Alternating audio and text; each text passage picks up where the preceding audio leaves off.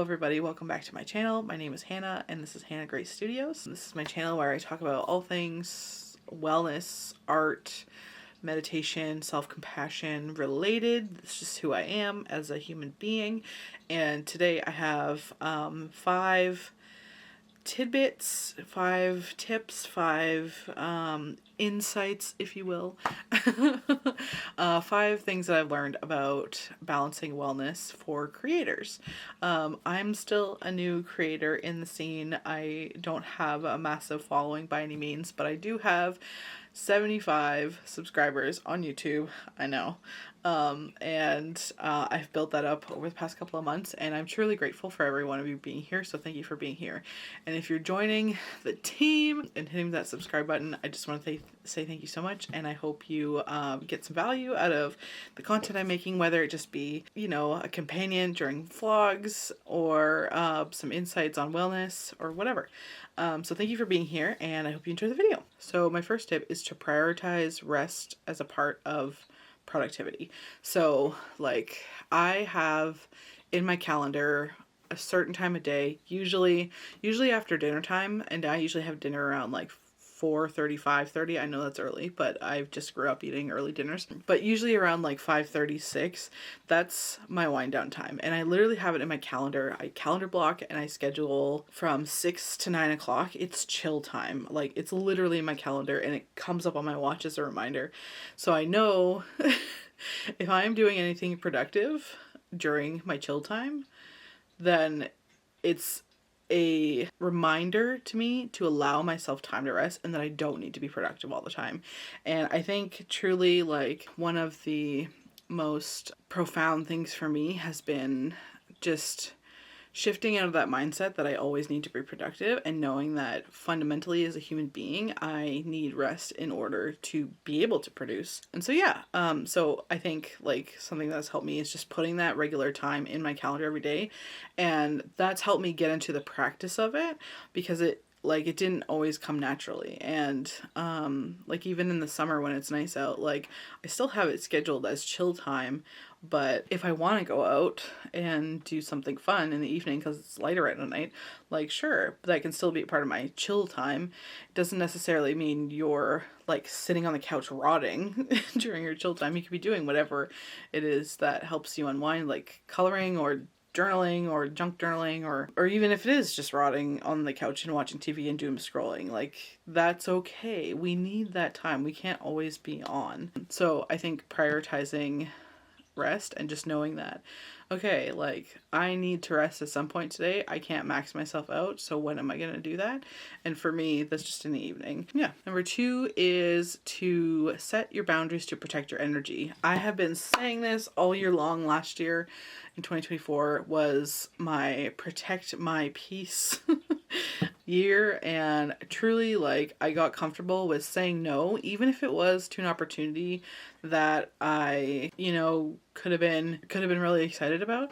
Like just knowing like, okay, like these are the things that are in my schedule, these are the things that I have to do, and it's okay. Like I know, like especially millennials, I know we have this huge idea that like we are terrified to miss out on anything that could advance our careers, that could be you know, just really fun and be a really cool experience. But just knowing that we don't have to do it all, and in fact, like we can't do it all. You cannot. And accepting that for me was a huge insight, and it allowed me to be comfortable with setting boundaries and saying like, no, I can't do that. And also like I think I've just become more flexible with, okay, maybe I can't do that this week, but I have time in like 3 weeks from now.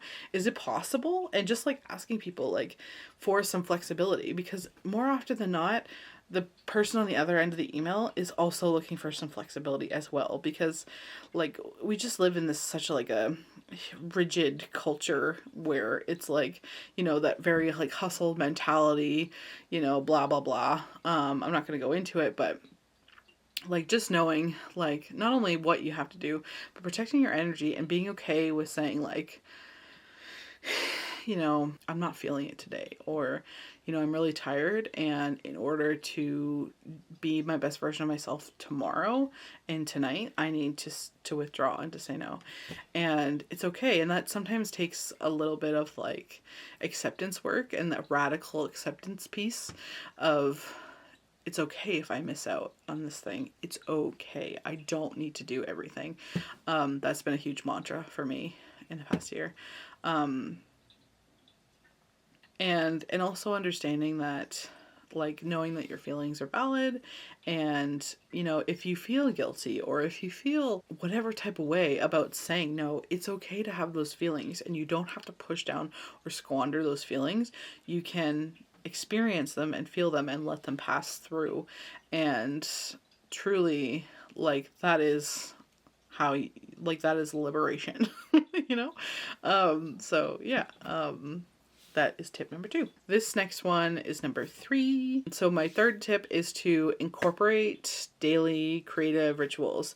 So I know, like, as artists and creatives, like, we are just creative people. We, like, I don't know about you, but like, my brain is always turning about things I want to create. And like, sometimes I need to just like reel myself in a little bit, because once I get an idea, I tend to go like balls to the walls and like just want to do it right away. But then sometimes I miss out on that consistency piece.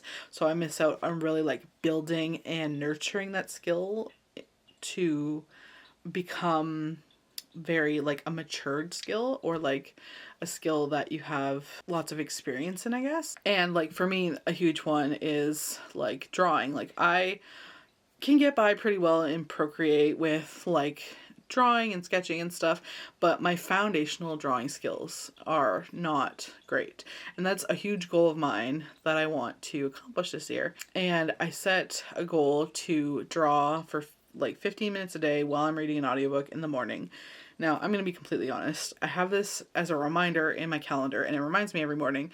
And honestly, I think it's like probably the time of day I have it written for, because I love drawing in the morning, but I never feel like ready, or like I have that ability, like I'm awake enough in the morning to do it.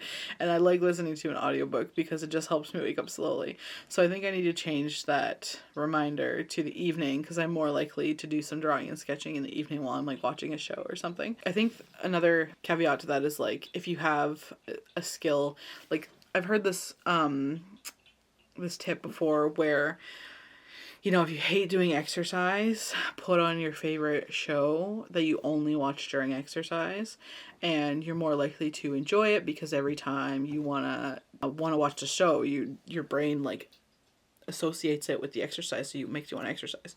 But you could do the same thing with any creative habit. Like for me, I could do it with drawing, where it's like, okay, in the evenings, like when we're watching RuPaul or we're watching The Traitors, just pull out your sketchbook and draw while you're watching it, and only do it with that show. Fitting it into your day as a ritual, and also being flexible with it. Like, this is something that I need to work on also, where it's like, if I don't do it in the morning, I can still do it in the evening. Just because I missed it in the morning doesn't mean it's like total write-off for the rest of the day.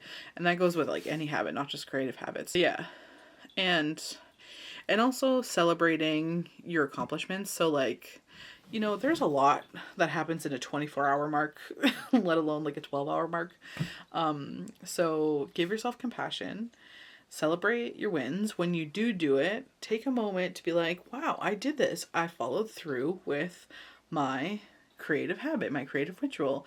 I'm going to pat myself on the back for that, because you deserve praise from yourself and love and affirmations from yourself. And I know sometimes like I'm just as guilty as doing this, like seeking validation from other people.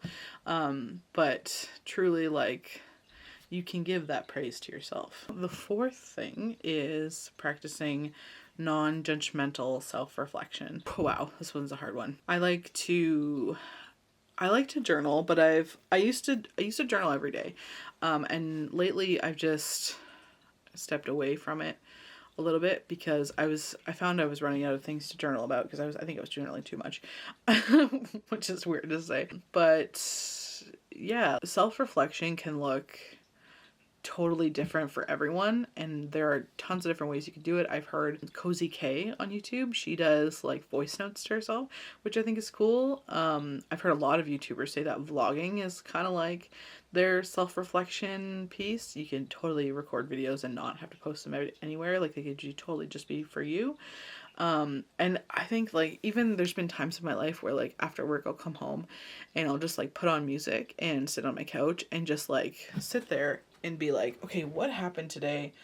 What did I feel? What came up for me? And just let my thoughts sort of fly, even if they're fast, even if they're chaotic, even if I'm not feeling like happy with my thought quality, just like letting the thoughts filter through and just being an observer of what is happening in your mind. And that's kind of like a meditation technique, like just being an observer of your thoughts and just noticing, okay, wow, I was really hungry today and I don't think I brought enough to eat, or I, was really like hurt by what this person said, or I actually really appreciated what this person said, even though it was kind of hard to hear, or I really had a good time with this person, and just giving yourself a chunk of time. And I highly encourage you to not be on your phone while you're doing this, because your phone is just going to be an influence on you, whatever you're looking at. But just take some time, like without looking at a screen.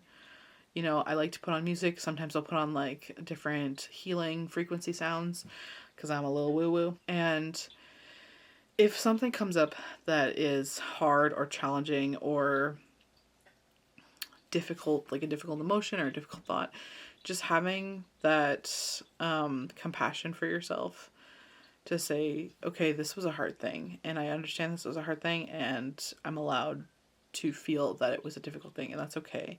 And it's okay to be there. And again, you don't have to like squash it away or push it away or, overcompensate for it or whatever. It's okay to have hard feelings. It doesn't make you a bad person. It doesn't mean there's anything wrong with you. We're all human. We all have hard emotions. Life can be so difficult sometimes. It's just the nature of life. It's the beauty of the balancing act. And so having compassion and understanding that everyone goes through hard things all the time, every day. It's okay. And you don't have to always be good or in a good space or have good feelings to be okay. Now, I will say with the caveat, if you're not doing okay and you feel like, wow, this is actually not okay, then it's also okay to be in that place, but I encourage you to talk to someone about it because you don't have to face these things alone. And sometimes with like burnout, there's a lot of guilt that comes with, oh, like I didn't perform well, or like, maybe I didn't live up to this person's expectations. And those are all really valid feelings. And yeah, I just encourage you to wrap yourself in a little hug and remind yourself that you're only a human being floating on this giant hurling rock through space, doing your absolute very best. And if someone misunderstands you or gets offended by what you say or anything like that, it's okay. And you're just a person. And yeah, so just let it go. But anyway, I highly encourage giving some space for self-reflection, whether it's just being like literally staring at the wall and zoning out and just like witnessing your thoughts with some music on, or however you need to do it. Sometimes drawing or doing a creative exercise can also be really helpful. I like just scribbling sometimes and using different colors and just like kind of seeing what comes up in that way as well. So yeah, that's tip number 4. And tip number 5 is to honor your physical well-being. I don't need to tell you all the healthy habits that are good for you, because you're good for you. Everybody knows, you eat, exercise, blah blah blah, meditate, whatever. There's things you could do to make yourself feel better. You know what those things are for you intuitively. You have, and if you don't know, then maybe it's your time to experiment, and that's okay too. But I feel like everybody has an idea of things that are beneficial for them and things that are not. But what I really mean is there is so much information that our bodies carry. Our bodies literally carry everything we do, and sometimes it's easy to think that all of our experiences are held in our mind, but there really is the mind-body connection. And I liked what Dr. Gabor Mate says. He is one of my favorite dudes alive. I just love him so much. He's got lots of books. The Myth of Normal, if you haven't read it, I highly encourage. It's a really good read. It's about trauma and talks about how, trauma is literally stored in the body. And so I just, encourage you, if you're like feeling like, wow, I'm feeling overwhelmed, like take a beat wherever you are. Like if you need to like excuse yourself from a work office or something, go to the freaking bathroom, sit in a stall, and just like put your hand on your heart, close your eyes, and be like, and just like ask yourself, what do I notice in my body? Like for me right now, I'm feeling some tension in my mid back because I have a strain right there. And I also like, I'm sitting right now with my knees like this, like my knees are like my feet are my toes because I'm leaning forward, and that's not great posture. So I need to adjust that. But there, that's a lot more comfortable. And if you take a minute to kind of sense what your body is experiencing, you can have like a heightened awareness of what it is that you're experiencing. And that helps you process emotions. That helps you get unstuck out of your emotions. That helps you to move through emotions instead of pushing them down and suppressing them. Instead of saying like, I just need to get through this. I just need to get through this. This is your life. If you're just trying to get through it, you're missing out on it. And I think something I've learned in my meditation practice is taking the observation out of just my thoughts and focusing on what is happening in my body, because there is so much wisdom that is held within all of your cells in your body. Yeah, and then also having self-compassion for that and just not striving for perfection at all. And if you're sitting in a stall in the bathroom and closing your eyes and trying to sense what's in your body, and maybe your just thoughts are racing and you're like, I can't even feel my body right now, having compassion for that and be like, wow, my mind is very chaotic right now. That's really hard. And maybe I've been pushing myself too hard, or maybe something needs to give, or maybe I need to try doing things differently, or maybe I need to give myself a break. Maybe I need to schedule some rest. Maybe I need to take a PTO day, because if those are yours to have, just bringing in compassion for yourself instead of that harsh critic voice that I know we all have, that's like, I gotta do this, and this. And sometimes, like, I used to have a really harsh inner critic that was like, constantly yelling at me and agonizing me and belittling me in my own head. And I've really I have in the past, few years, to reel in that negative self-talk and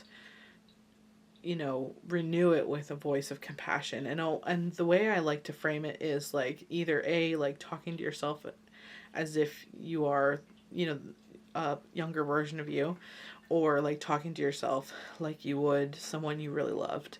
And that can be like a best friend or a partner or anyone really, because we talk to the people we love differently than we talk to ourselves often.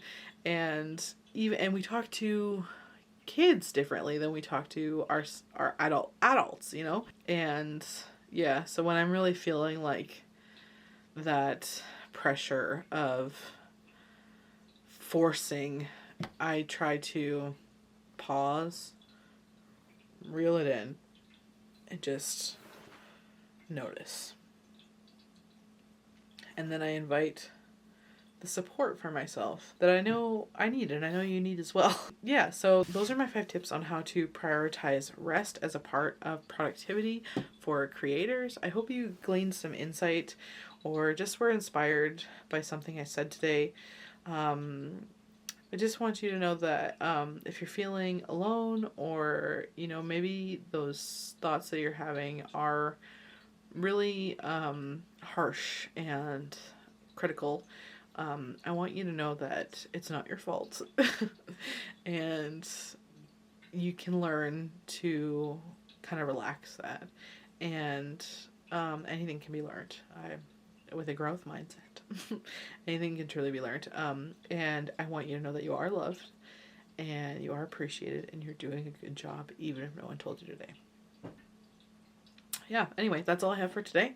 Thanks for being here, and check back next week for another video. I am now getting on a schedule for posting a long form video once a week. So this should be up on Sunday, and I'm going to try and post every Sunday.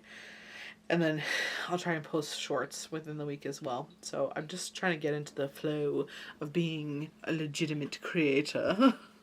But yeah, it's really fun. I've been enjoying this, even though it's a lot of work, but I really, yeah, it fills my boots, makes me feel good. And I love connecting with you guys.